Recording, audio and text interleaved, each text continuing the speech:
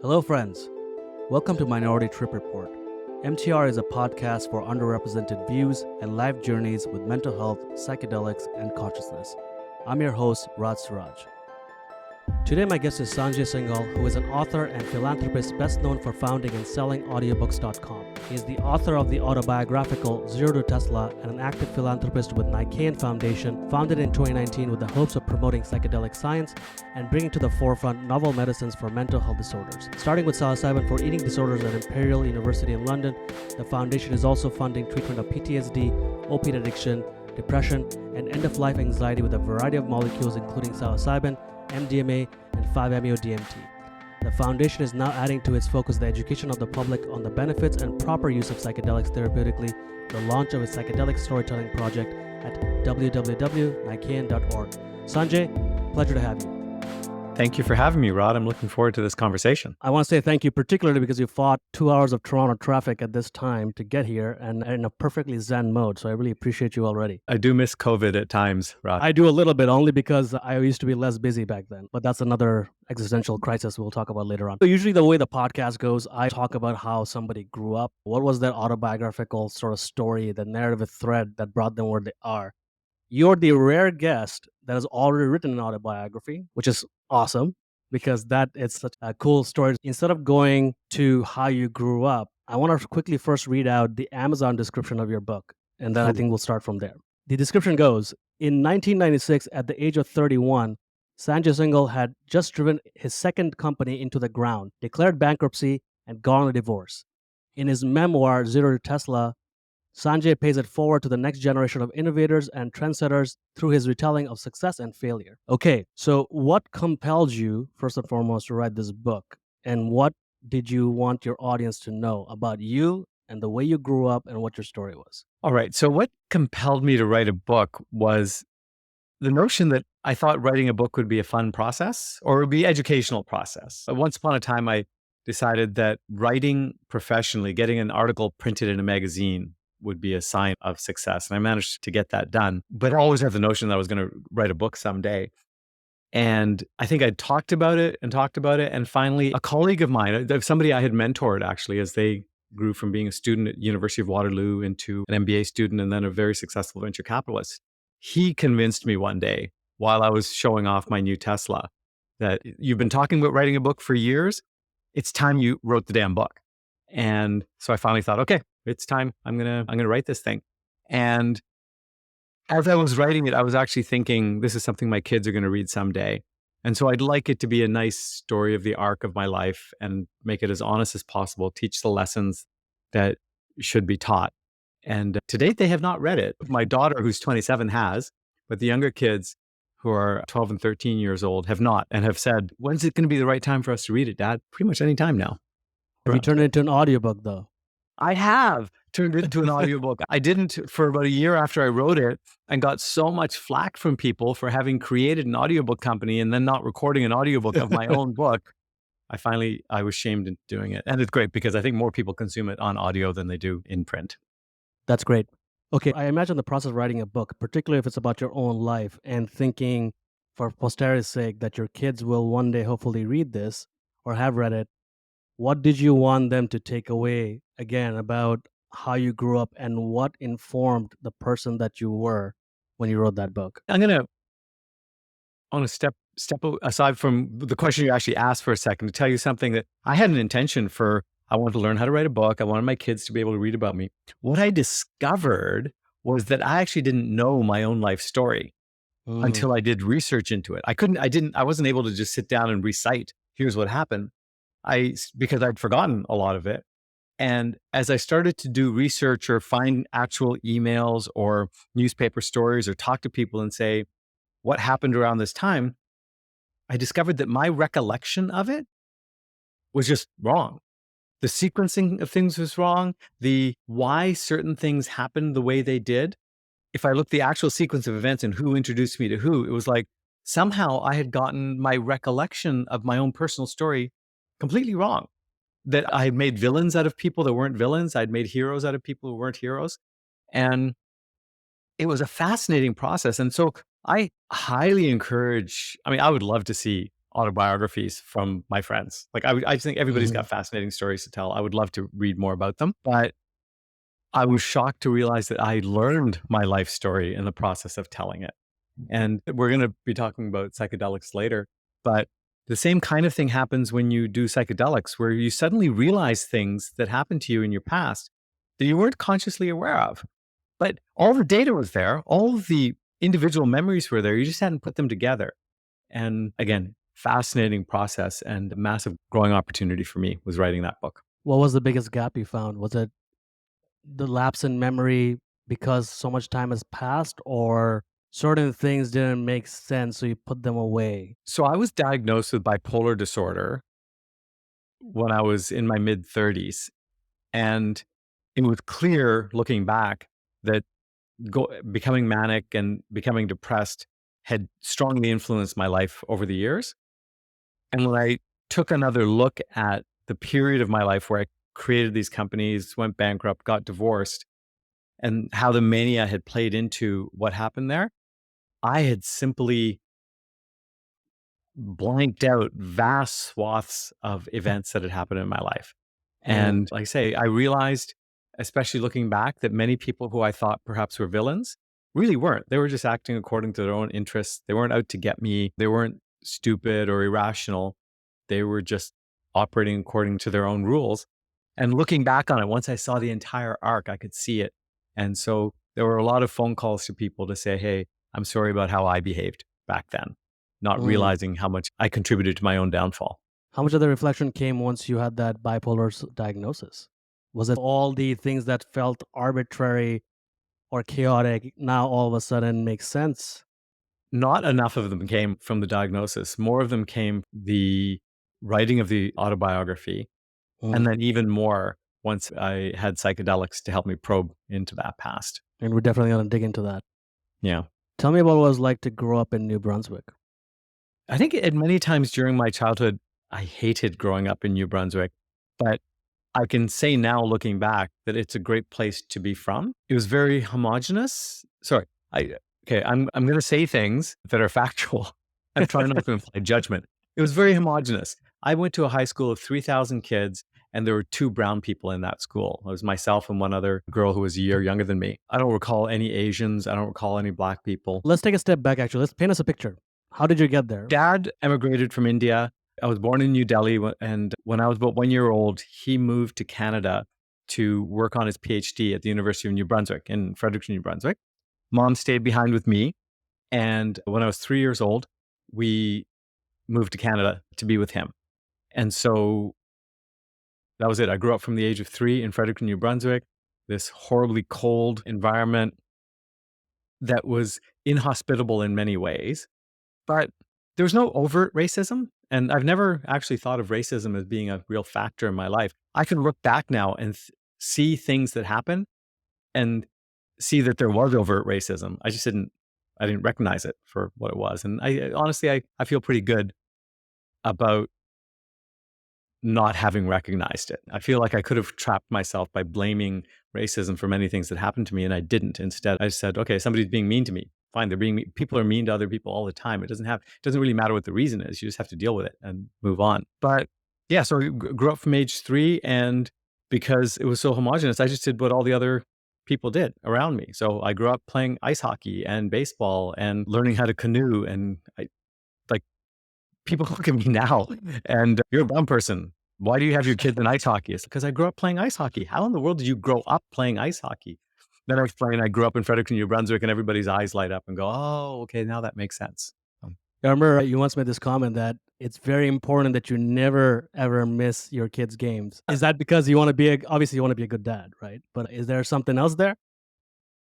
I mean, I want to be a good dad, but honestly, I just have more fun at my kids' hockey games than doing absolutely anything else. If I was going to pick an hour to do anything I wanted to do, it would be being at a playoff hockey game with my kids and watching them play. They're both goalies, and it's super exciting to watch. Being a goalie at ice hockey is probably one of the most difficult things you can do. I mean, not very sporty, but I just watching it and go, oh my God, the puck is so small. How do you defend the goal? No, it's scary stuff. And I tell you, my heart's in my throat all the time as I watch these games, and they're the last position of defense. But I love telling stories of my kids' sporting exploits.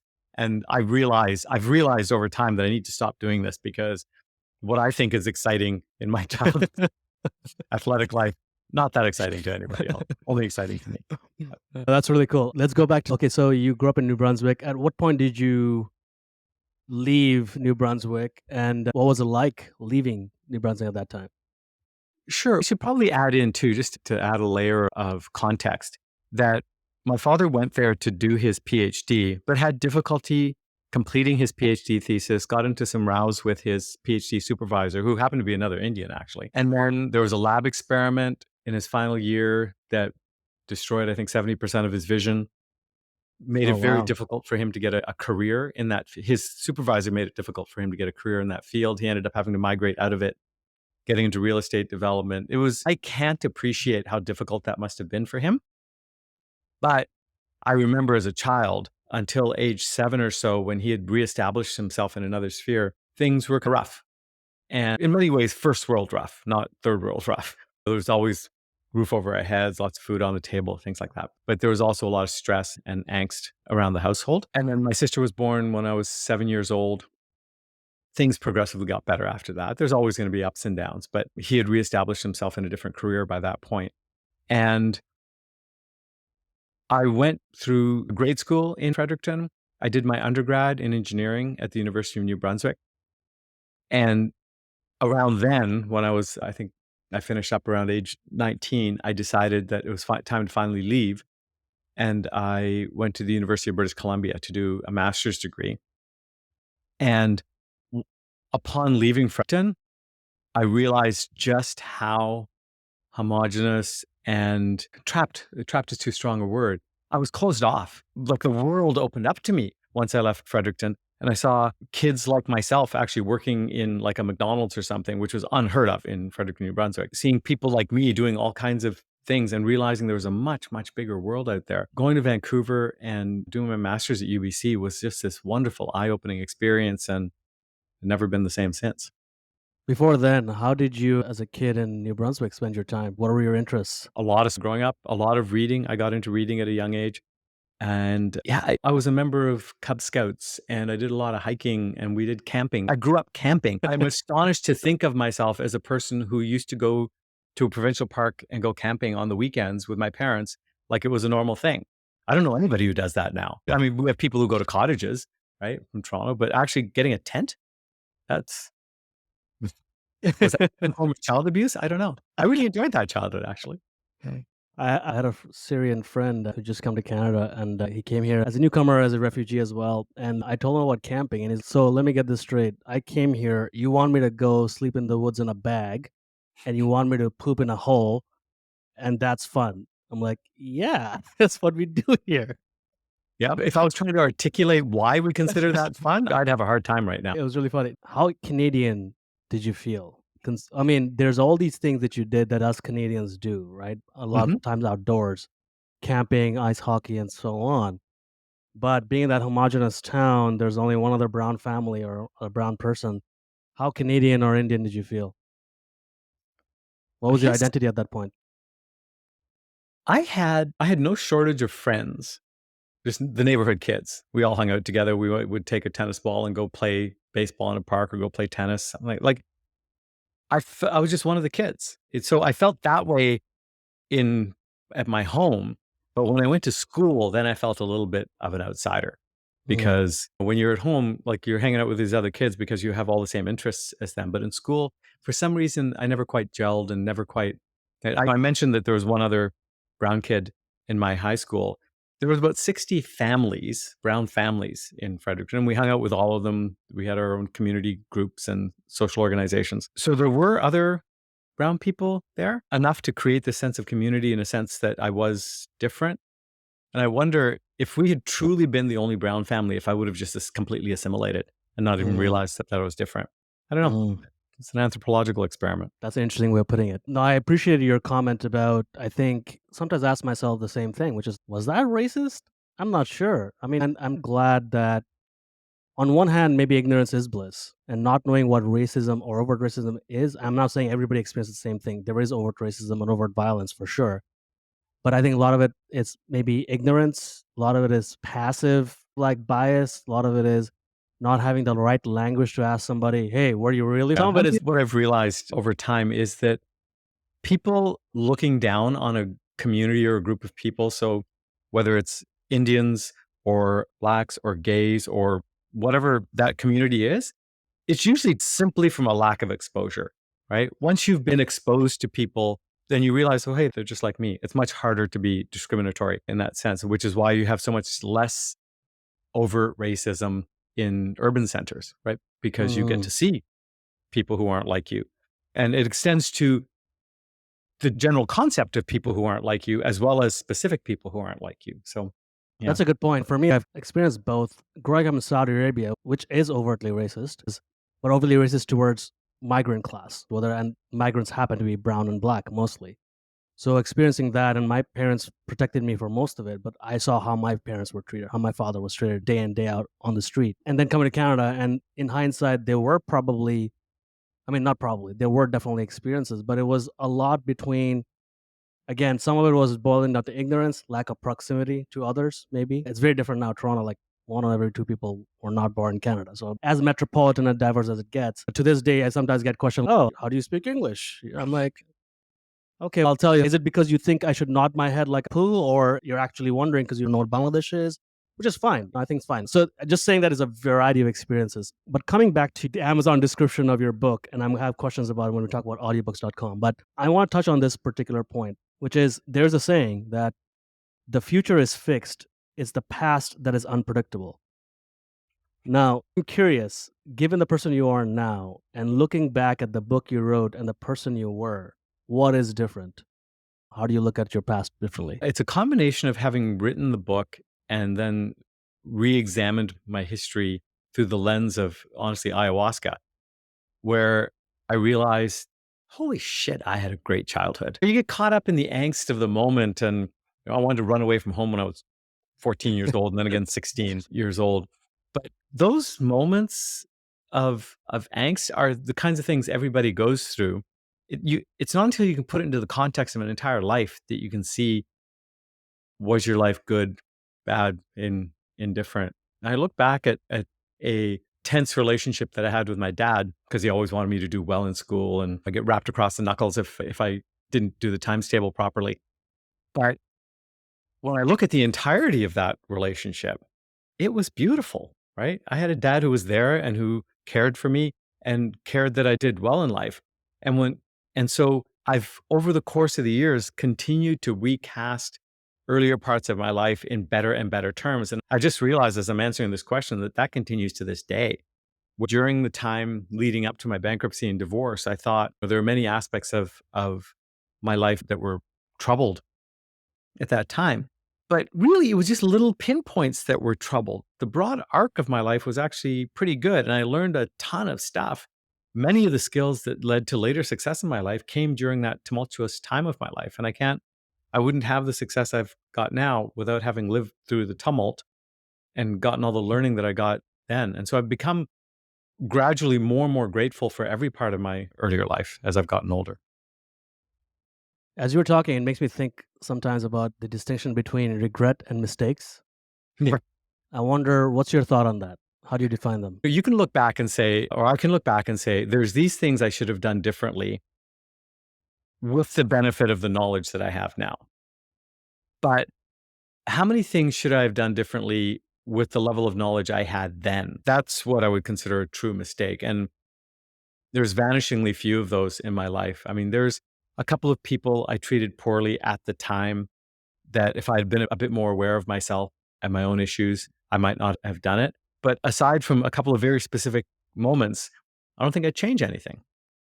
It was all a learning opportunity. I find most people say that they have very few real regrets in life. Very sagely. I feel like we are starting with the end in a way, but I'll come back to this point because I do have a follow on about that. I think it'd be a beautiful way to wrap up the podcast. But let's put a pin on that for now. Let's talk about how you went from driving, as the description says, driving his second company into the ground, declaring bankruptcy, and getting a divorce. How did you go from that to what you're most widely known for as the sort of the creator and having massive success from audiobook.com. I completely started over. I was living in my parents' basement after that. I How old was were you? bankrupt. Back in Fredericton. My parents were still living in Fredericton at the time. So I had moved while I was married. I'd moved to San Diego. So the company I started was based in San Diego, and I had all the classic Silicon Valley connections. And you know what? Sometimes I forget to mention to people when I talk about this horrible bankruptcy is that we actually created a kick-ass product. I actually invented the first mobile email device. It was based on the US Robotics Palm Pilot, and AT&T and US Robotics were partners of mine. We actually had a product and it worked and we were selling it and we were making Wow. money. But because I was manic, I I wasn't able to maintain focus. I started just doing a lot of things. Nobody trusted me enough to give me money. Quite rightfully, they didn't trust me enough to give me money. And I eventually ran out of cash and went bankrupt, despite having a great product and customers.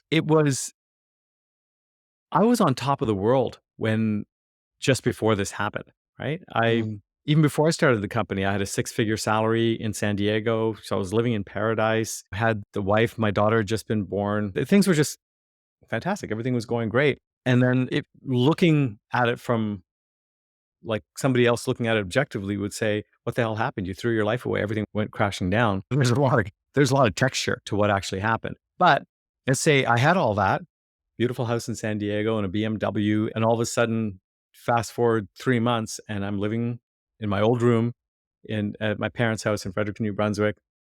All my assets are gone. I'm not seeing my daughter. I'm depressed. I'm not able to get out of bed. And that was at age 31. Coming from that state, so being so high and then going so low and then gradually building back up again, one of the most interesting aspects of that whole thing, Rod, is the happiest I was over a 10-year segment was building myself back up out of that, living in my parents' house, getting a job again, learning how to budget, getting cash flow, being able to pay cash for a car. So I actually had a car because I couldn't get a loan because of the bankruptcy. That period of time following the bankruptcy and depression as I worked my way back up, you don't have, I mean, what it taught me just viscerally was I don't have to have things to be Mm. happy. I just Mm. have to be working towards it. And the success I've achieved as an entrepreneur since then much of it has come from knowing that if I was to lose it all again, I would then again have that opportunity to work my way back up and be happy through the entire process. So the idea of failure, losing all my money again, just isn't a fear I live with because I did it and I survived and it's been great. I hope I can somehow convey that message out there to would-be entrepreneurs, any risk takers, people who are contemplating massive changes like getting divorced or starting or quitting a job and starting a company, is that you will survive. You will survive. And that rebuild process, even if you failed, is actually a time of great joy. What was it like having your parents close to you at that time? I was very fortunate that they were there so that I didn't end up in the typical parents' vernacular of living in a gutter. I had my parents' home to go to. And because I was depressed, I wasn't worried about what are people going to say. In Hindi, the phrase is, what are people Mhm, going to mhm. say? My parents, fortunately, didn't say that to me, and I wasn't capable of thinking it myself. And then I think there is a type of personality that gossips about other people in very disparaging ways. I found that it's possible to insulate yourself from that type of personality, first of all, by not being that type of person yourself, but by just ignoring them and not inviting them into your social circle. I suppose it's easier said than done, but it's worth saying and it's worth doing. I agree with you. I think there's something about the creative energy, which is it does not want to wallow and entertain hearsay and gossip and shit talking and stuff like that. There's simply no time. Yeah, there's no time. And there's people who do that and they're on their own journey and of self-discovery. But when you find people who are like that, just don't give them the time of day. Walk away from it. You don't have to say, what are they going to say? What will they tell other people? The best solution to that is just not finding out Mm. by not being in their presence. So over the next 10 years, you built audiobook.com.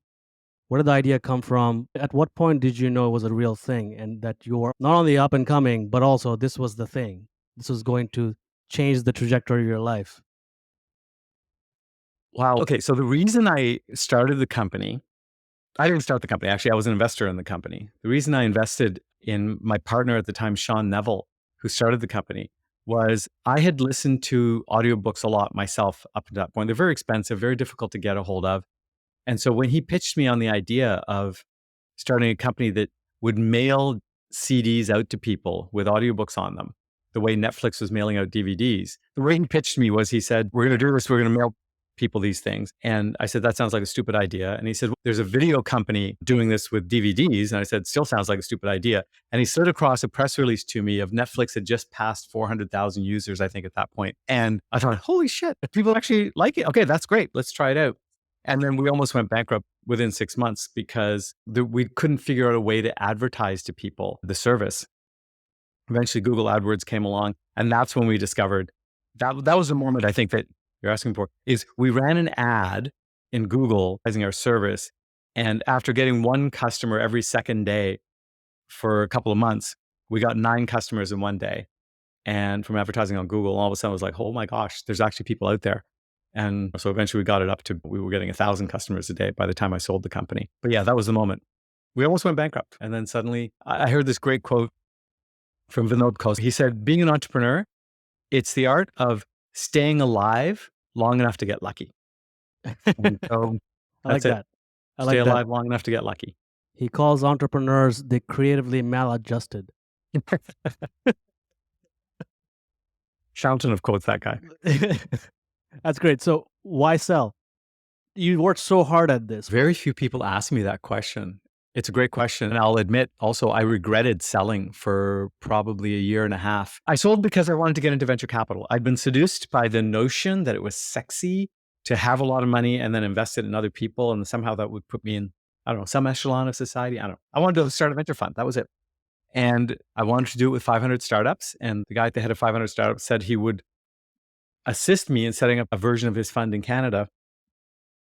But I couldn't do it if I was also CEO of audiobooks.com. And so then I used to get a couple of offers a year to sell the company. I'd always just say no. And the next offer that came along, I said yes to so that I could get into venture capital. And while I found that to be a tremendous education opportunity, I didn't have the stomach for it myself. The venture fund we created has done phenomenally well financially, but we shut down the investment period very quickly within a year of launching the fund. I just wasn't enjoying it. The other partners in the fund went off to create another fund of their own that's also done very well, but just wasn't the right personality for me. I didn't like asking other people for money. I didn't like being responsible for other people's money. I just enjoyed interacting with the entrepreneurs and helping them achieve their visions. But I can do that as an angel investor. I didn't have to be in venture for it. And then I stopped regretting it because when I sold the company, I got a really good price for it, but I also took a bunch of shares in the acquiring company. And then the acquiring company got bought a couple of years later. And I made so much money from that transaction that I couldn't possibly regret it anymore. And fortunately, I've been able to take that money and do something quite productive with it that I'm happy with.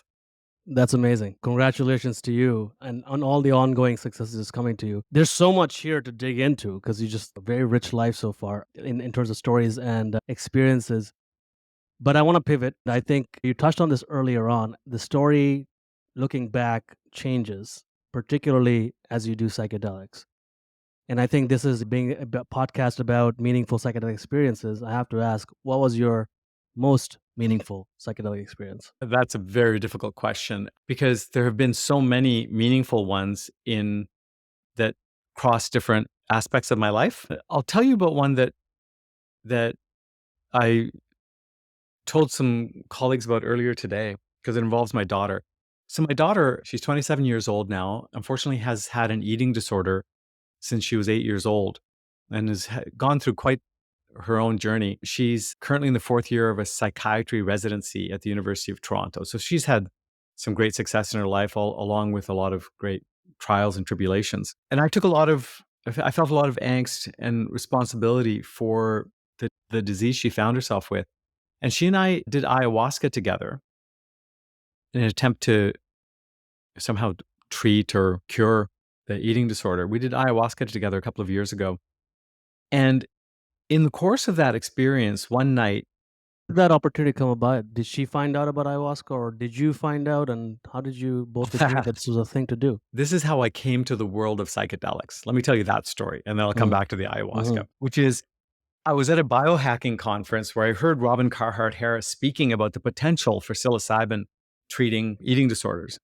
And then my daughter Nikki and I flew over to London, England to meet with him and his team at Imperial University, heard more about the potential, and decided to fund one of his research trials treating anorexia with psilocybin.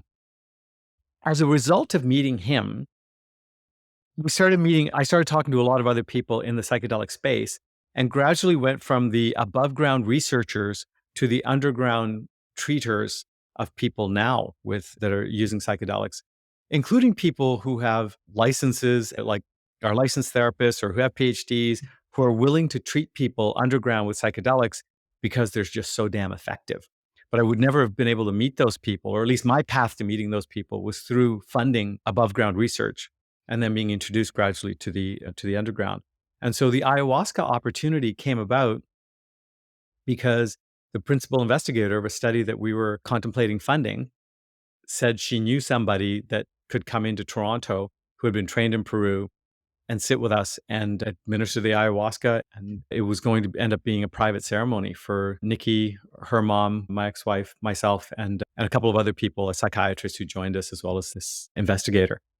So I was very privileged. I mean, I have no illusions that most people wouldn't be able to have this opportunity, but that's how I came to the ayahuasca. And I was also not a fan of ayahuasca. I'm still not, even though it's been a wonderfully illuminating substance for me personally. It's also incredibly difficult. If people feel called to it, they should do it.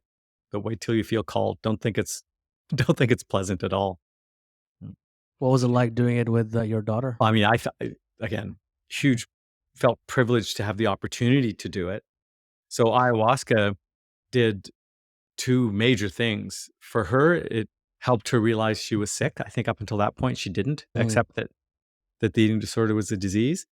And it helped me realize that it wasn't my fault, that I could be there for her and help open doors and help with treatment and be compassionate without identifying with myself as the cause of the problem somehow. And everybody's a little bit neurotic and takes it upon themselves, things that aren't actually their own fault. Parents, of course, do it the most with their kids.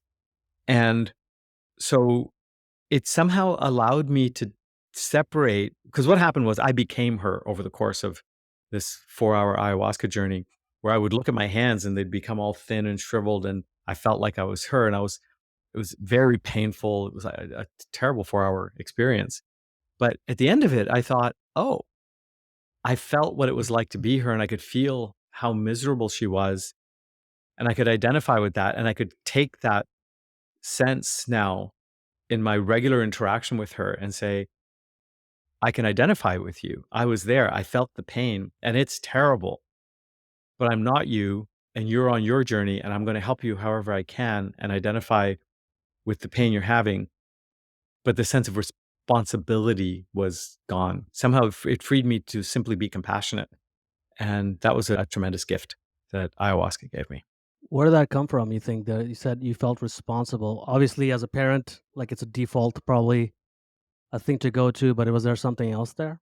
Something else Well, from your past? I felt responsible. It wasn't in the sense that I think I somehow caused it. That wasn't it. It was that Mm, I'm the parent. It's my responsibility to fix this. And in part, it's because my own bipolar disorder, the depression I was going through, my parents worked very hard to find the right doctors, to introduce me to the right people, to encourage me to get treated. And so I felt a lot of gratitude to my parents for pushing so hard for me to get better. But then I realized that at the end of the day, they pushed, but I was the one who had to get myself out of bed. And I was the one who had to go see the psychiatrist. And I was the one who had to take the medicine and get my life back on track. And I can identify a little bit now with the pain they must have gone through watching me, their 30-year-old son, go through all of that angst. But I think that feeling of responsibility, the feeling that I need to do stuff, I need to be doing things to help my daughter, was because I saw how much my parents helped me. But opening doors and doing things for my daughter doesn't mean that I need to mhm. identify with success or failure as being whether or not she chose to walk through that door. I can provide the door and then say, this is your journey. What was your relationship like before ayahuasca? With my daughter, the relationship's always been really good, actually. Mhm. And it remained good through the ayahuasca treatment. It was honestly, it was my relationship with myself that changed, not my Mhm. relationship with her. She always thought I was doing lots for her and that I was being as supportive as I could be. I just didn't feel it myself. But after that experience, I did feel it myself. Yeah. There's something that we briefly talked about, and I mentioned to you that I would save it for this podcast. I think the father-son relationship, and I don't know if you've had a similar experience or not, although maybe loving, it's always fraught with tension. There's Right. something about you not wanting to be your father's shadow or turning into your father. But seeing my family and the relationship between my father and my sister is a lot more tender. And somehow my dad allows himself to become vulnerable and go there with her. Whereas with me, there's always a constant sense of tension there. And it's probably maybe more true for brown families. I don't know if it's been like that for you, but how did you see yourself as an individual, as an entrepreneur, but also as a father? And how has that changed? You said that this was really mostly autobiographical. How you saw yourself had changed. How did that affect your relationship with Nikki? Again, my relationship with her has always been quite good, but there's been this gradual move to allowing her to live her own life Mm, that was very difficult for me to do. Like growing up, Indian parents take on a certain role, or at least the Indian parents I knew took on certain roles for their kids in terms of what they paid for education, paying down payment for the first house or first car, things like that. And as a result of that, taking a lot of liberties in terms of saying, and you should live your life this way, and here's where you should live, here's what you should do. I tried to stay away from that kind of control, but when I look back on it now, I realize I didn't stay away from that kind of control at all. I was very mouthy in terms of, I think you should do this career, and I think you should live in this city, and I think you should go to this university. In my mind, I wasn't tying it to financial support, but there was financial support, so I can see how it might have been taken that way. But these are lessons I learned from my own dad, and it's trying to step away from that to allow my daughter to live her own life, to take responsibility for things in her own life, has been difficult because it meant this is a journey every father goes through with all of their kids. Being able to step back and say, I will let you fail on your own. I'm here to catch you, but mm. I'll let you bounce first. That's a very difficult thing to do with the resources I've been fortunate enough to have acquired in my life to be able to then watch somebody fail. That's difficult. And what's been great is as I've withdrawn, over the course of the last 5 years from my daughter's life to some extent, she hasn't failed at all. She's soared, which has been tremendously gratifying for me to see. How is she doing? You should get her on here someday and I thought ask her. about it. I was going to ask you. I would She's love to she's hear her actually side of story. yeah, pre-ayahuasca, I would say she was fairly reticent about talking about herself, talking about the eating disorder, anything, but she's realized she's a bit of an icon and a story that can help other people, and she's willing to talk about it, and she's willing to have me talk about it now in ways that she wouldn't have been 5 years ago. Yeah, she has her own story, and I would love to hear how she relates it. Maybe I'll have both of you on. And I think we'll tease this thread out a little more. I think the parent child or like couples and significant others and friends, it's all relational. And I think that's what makes life rich in that we're not a sort of single speck, right? It's life in orientation around others is really what really gives life meaning and value. So I want to thank you for opening up and sharing that story boldly. I think that's a very difficult place to be, but through that experience, I think you can become a beacon for others and inspire others. So I'm really grateful that you chose to share that story here, Sanjay. Yeah, Um, thanks for giving me the opportunity. Thanks, of Rod. course, absolutely. There's a few more things I want to talk about, and we're going to run out of time very soon. So I want to make sure we can touch on them. One of these things is as you become not only a successful entrepreneur, but having gone through the experience of psychedelics, supporting the ecosystem now, you are perhaps the philanthropist, the guy that everybody goes to and thinks about when they think about psychedelics and wanting support and so on. And you are involved in multiple ways, in so many different ways. Before we talk about what it's like to be a philanthropist, I think there's this other very insidious aspect that a lot of us think a lot about. And from an immigrant perspective, perhaps even more, which is our relationship to money. Right. This is a very complex, loaded space. As you found success, as you're known to be a successful entrepreneur, as you're a philanthropist, how do you navigate that space? Not only being as known as the guy who has money, but also I'm assuming being constantly bombarded with requests for money or support in some way. Yeah. This is a deep subject. In fact, yeah, it's just a deep subject. I mean, philanthropy, there's so many things I've learned over the last few years. When I first created a foundation, I was asked, somebody said, why are you creating a foundation? It doesn't make any sense. There was rampant speculation by people, even my own financial advisor, that I was doing this for some bizarre tax gain that had nothing to do with actually giving money away to help people. Because genuine need-based philanthropy isn't as common as it should be. And in my case, it was just psychedelics helped me so much and helped my daughter. And I had surplus funds that I didn't need for living. I just feel like I want everybody to have this opportunity. That's the entire mission of the foundation, is I want everyone to have the opportunity that I had.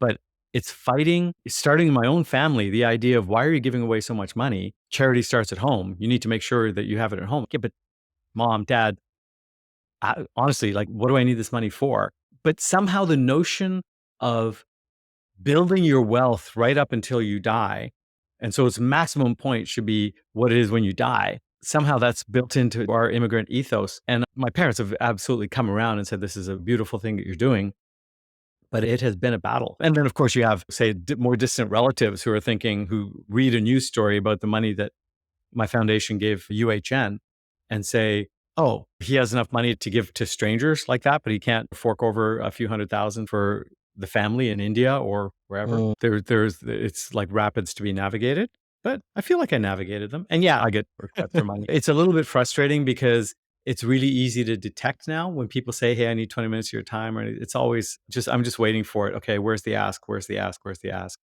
But I've also gotten good at saying no and really targeting. I found the best way to get the most out of philanthropic dollars is to decide what I want to fund and then go find the people who can make that happen, as opposed to waiting for people to come to me with proposals and pitching me. And the UHN donation was very much us wanting to support a group of people as opposed to a group of people coming and asking us for money. Okay, here's a public service announcement for everybody's benefit. What's a good bullshit detector in your mind? How do you discern between somebody who wants your 20 minutes for money, somebody who wants your 20 minutes because they want to pick your brain, or advice and whatever? Something that is a little more sincere. Wanting money is insincere. I just mean there's a way to ask for it. Right. So I'll tell you something I wish somebody had told me when I was 30 years old and looking to start my first company is, when you want money, ask for advice. And when you want advice, ask for money. Okay. It is an absolutely true statement that if somebody comes to me and genuinely wants advice, then I might consider giving them money. Right. But they have to ask for the advice in a way that means they actually want my expertise. I'm not an idiot. I know full well that they need money. I can offer it up. But when they come in asking for money, the answer is almost always an instantaneous no.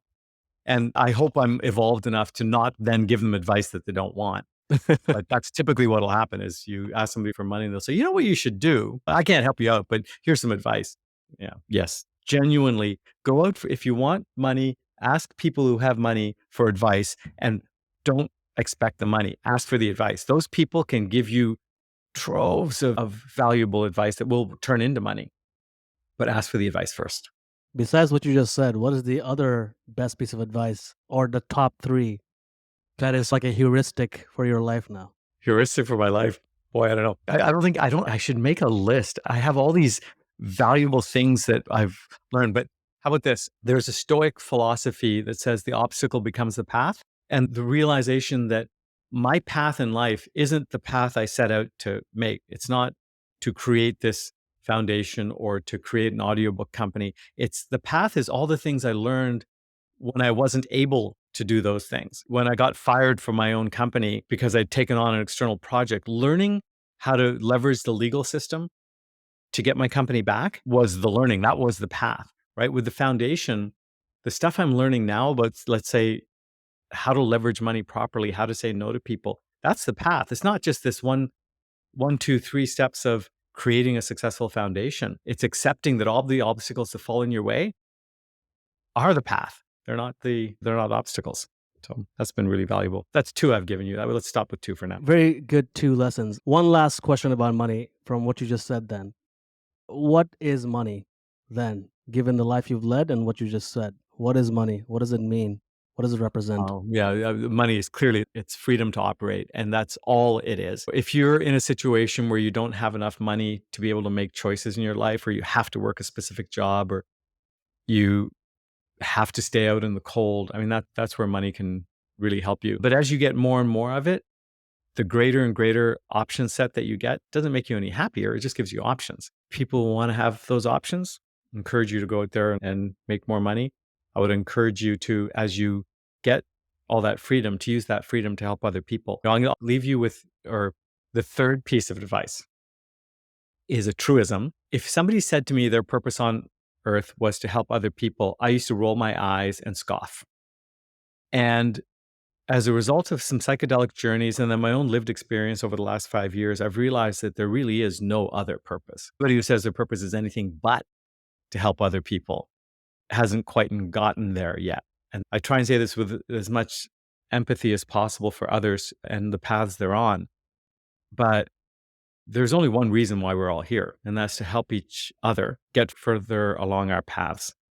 And the faster we all realize that and start helping each other, the faster we'll all get where we're going.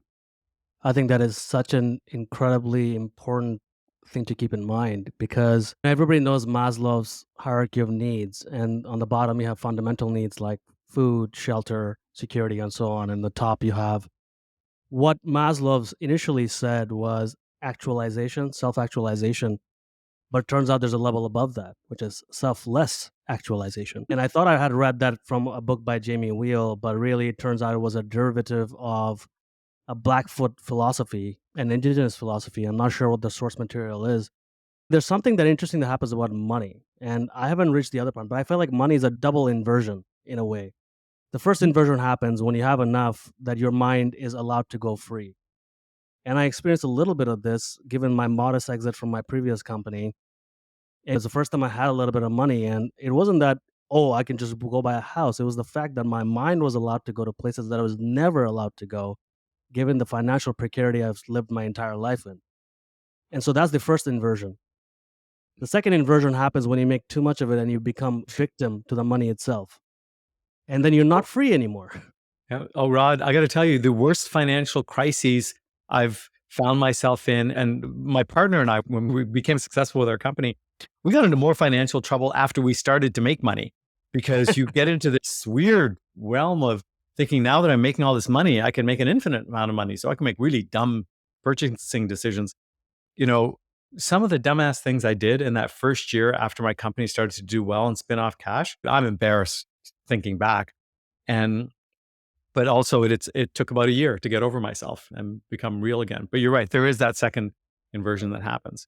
But you have to go through it, right? All the things you're never allowed to have. And all of a sudden go like, oh my God. And it's almost like hard to tell what it is you want and what your mind's just freaking out. Like, I can have this, I can have this, I can have this. I was like, but I just want to acknowledge that I think what you said is incredibly important. I think selfless actualization is really the way, because if not for service to others, then what the hell is the point of life, really? But it's Yeah. coming from a point of freedom, actually, rather than scarcity and obligation and all this stuff. Knowing that you don't have to give a shit, but you. Kindness is the most important thing that we can exhibit to other people. So I saw a kid had a T-shirt that said "Be kind." I saw it. It suddenly struck me that, oh my gosh, I should spend more time talking about this. Because even in our community, the psychedelic community, we spend a lot of time judging people and saying, you're doing this wrong, you're doing this wrong. And we should spend more time just being kind to everybody, being more kind to everybody. I totally agree with you. And I think we also talk about money in this space too, because I think there's this sort of very self-righteous, indignant, all profit is evil. And I find it ironic that people who say money doesn't matter already have a lot of money. Jim Carrey has this line where it's like, I want to make enough money to know that it doesn't matter. Exactly. Yeah. I don't know if money can make you happy or not, but I just want a chance to prove it or something like that. Fantastic. Okay, so the last question, I want to come back to ultimately this point about helping others and being kind. The Nicaean Foundation, tell us about why it exists. Why was this the thing that you wanted to do at this stage of your life? And what does 2023 look like? There's lots of progress we made in this space. Hopefully, we're going to have lots of good news next year with MDMA and some with psilocybin, hopefully. But why does Nike Foundation exist? So the foundation exists. Initially, it was to fund medical research to prove the efficacy of psychedelics. And I think over the course of the last couple of years, enough studies have come out demonstrating the safety and efficacy of MDMA for PTSD and psilocybin for treatment resistant depression that there's no longer any question in my mind about efficacy. Now it's a matter of making them legal and making them accessible for people. And we, during a planning session a year ago, we hit on the notion that storytelling, conveying to people stories of how psychedelics have been used safely and effectively, would aid all of these efforts in storytelling to legislators, to the public at large, conveying the powerful benefits of psychedelics, as well. It would help with legalization, would help with education so that people use them safely and effectively, and would help with accessibility eventually as more and more people got involved in offering psychedelic services. So we created this web platform that's on our website, nikean.org, for storytelling. And what we do is we interview people and we edit those interviews down into a 10 or 15-minute stories about how somebody used psychedelics to positive effect in their own life. And in this way, we're creating this massive library of stories, including yours, Robert, and mine, where people can find people who are like themselves, who've used psychedelics positively, and then can lessen some of the barriers that they might feel to using psychedelics themselves. And my hope is that eventually people who are in real niche communities, like say 70-year-old immigrants from Syria, might find other 70-year-old immigrants from Syria on our website and say, oh, they use psychedelics to get over some of the trauma of emigrating from Syria. Maybe I can do the same, instead of just mindlessly falling prey to the anti-drug culture that's been built up over the last 50 years. So that's what the foundation is doing. We're creating these stories, and we've been beta testing it for the last couple of months. And I suspect in the next 60 days or so, we'll be ready to really move forward with popularizing these stories on all the social media platforms. And we're really excited about doing this. We just want to create more awareness. That's wonderful. Having done a story myself, I think it's a very powerful vehicle because healing is many different things, but I think at the core, it's an autobiographical experience. Is the fragmented autobiography that often turns into behavioral problems or other issues, right? That impede your progress, whether it's in a relationship or it's your life. So if we are able to look at ourselves by using other stories as an inspiration or something like that's a really good thing to do, I think. Coming back and bringing it to a close, where you are in your life right now, what advice, perspective, your sagely advice, let's just say, do you have for entrepreneurs, fathers, philanthropists, and just people? Let's go with something that's been on my mind the last few days. I see people quite often doing things that are difficult in order to advance themselves, to make money, to achieve success. And what I've realized, I've made my own share of decisions to do something difficult to advance myself. And so the advice I would give everybody is success doesn't mean you have to do something difficult. It's possible to do something that you find easy that other people find difficult, but you find easy because you enjoy it or because you're good at it. And you can still achieve great success down that path. So I would say to people who are banging their head against the wall and thinking that life is supposed to be difficult, and if it was easy, then everybody would do it. No, success in life is find something that you find easy that other people find difficult and go do that to great advantage. Life doesn't have to be hard. And that, by the way, this is very different from saying follow your passion. No, screw that. Don't follow your passion. But find something that you do that you enjoy that can make you money or give you satisfaction, and follow the easy path. I like that a lot. Naval Ravikant had this saying that when you find something you love, it's not work, it's sport. Mm-hmm. So I think there's something to be said about flow and effortlessness. You don't work absolutely. hard. You have to Yeah. work hard. Sanjay, this was immensely enjoyable for me. I think Billy would talk for hours. I say that on every podcast, but I think with you, some scotch and maybe many more hours together is in order to really tease out all this stuff. Immensely grateful. Thank you for being here, for your trust, and for sharing all the perspective and stories. Thanks, Rod. Thanks for having me. And I'm looking forward to that scotch and the subsequent conversation. This podcast was produced in collaboration with Carolyn Tripp on art design. Thanks for listening to Minority Trip Report. I'm your host, Rod Siraj.